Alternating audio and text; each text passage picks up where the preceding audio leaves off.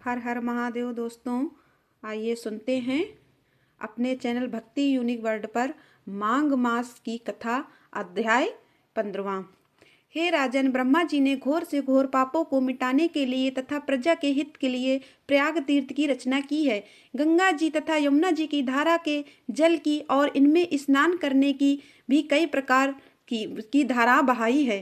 ब्रह्मा जी ने पुराने समय में पाप रूप पशुओं की रचना किया, सरस्वती से युक्त सफेद और काली धारा बनाई और इनके संगम पर ब्रह्मलोक की रचना की। सैकड़ों पाप करके भी जो गंगा यमुना के संगम में मकर के सूर्य में माघ महीने में स्नान करता है, वह फिर गर्भ में नहीं आता।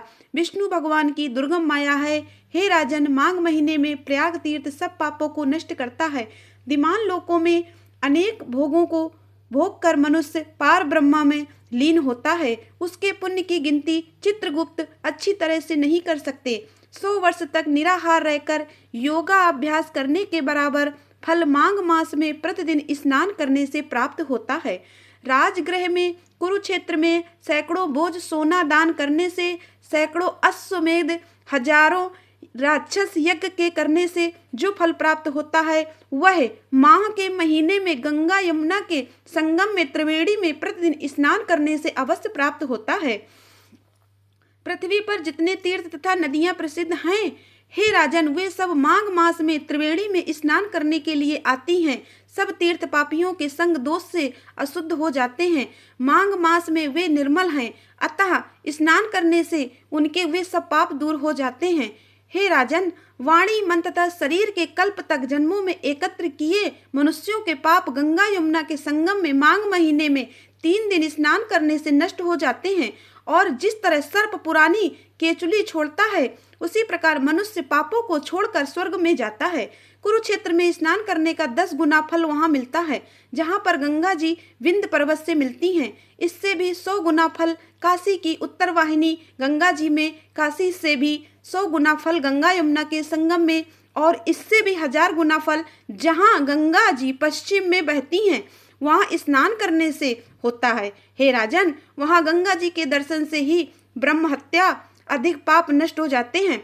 पश्चिम बहने वाली गंगा जी और कालिंदी नदी के दुर्लभ संगम में माघ महीने में स्नान करने से कल्प तक किए हुए पाप नष्ट हो जाते हैं। अमृत को ही संसार में त्रिवेणी कहते हैं। माघ महीने के थोड़े समय में देवताओं को भी स्नान दुर्लभ है। ब्रह्मा, महादेव, रुद्र, आदित्य, मरुत, गण, गंधर्व, लोकपाल, यक्ष, गुक, किन्नर और अणमादी गुणों से सिद्ध तत्व ज्ञान मनुष्य, ब्राह्मणी, पार्वती, लक्ष्मी, सची, मैना, हिमालय की पत्नी दति, अतिथि, रति, संपूर्ण देव पत्नियां तथा नागों की स्त्रियां, गीताचा, मेनका, रंभा, उर्वशी, तिलोत्तमा, अप्सरा, गण और सब पितर मनुष्य, हे राजन, कलयुग में छिपे और सत्यधि युग में प्रत्यक्ष रूप से संपूर्ण देवता त्रिवेणी में माघ स्नान करने की ही के लिए आते हैं। माघ के महीने में 3 दिन स्नान करने का पुण्य, हे राजन, पूर्व काल में कांचन मालिनी ने एक राक्षस को दिया था। उससे वह पापी मुक्त हो गया था। माघ स्नान करने से मनुष्य पापों से छूट जाता है, इसमें कोई संदेह नहीं है। जो पुरुष इस आत्मा को भक्ति पूर्वक सुनता है, वह विष्णु लोक को प्राप्त होता है।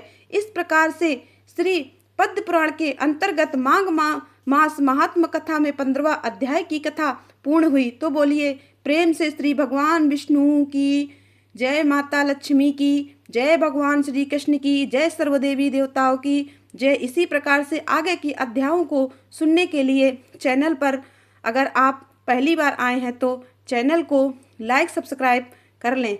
साथ में बेल आइकन घंटी को दबाएं ताकि आने वाली वीडियो का नोटिफिकेशन आपको समय से मिलता रहे। वीडियो को लाइक करें, शेयर करें। सुखी रहें और स्वस्थ रहें। जय श्री राधे कृष्णा। धन्यवाद दोस्तों।